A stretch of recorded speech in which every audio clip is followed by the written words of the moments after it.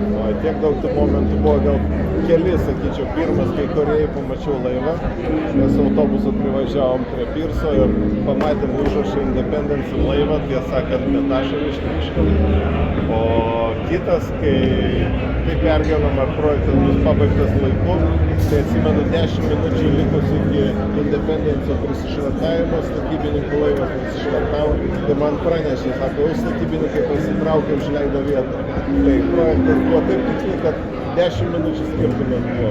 Tai iki galo jaudinamės. Ar galit įsivaizduoti, kas būtų, jeigu mes nebūtume turėję laivo, kur dabar būtume, nuo ko priklausytume? Pirmiausia, valstybė būtų silpnesnė, mes nuo Rusijos daugiau priklausytume, turėtume daryti kažkokius politinius kompromisus, kad bet tokiu atveju būtų blogai. Pavyzdžiui, mes matome tas valstybės kažką panašaus kaip Gruzijai, kai tiesiog tampi priklausomai ir prarandi savo valstybingumą. Tai Independence'as buvo mūsų valstybės nepriklausomybė, energetinė nepriklausomybė veda į politinę nepriklausomybę.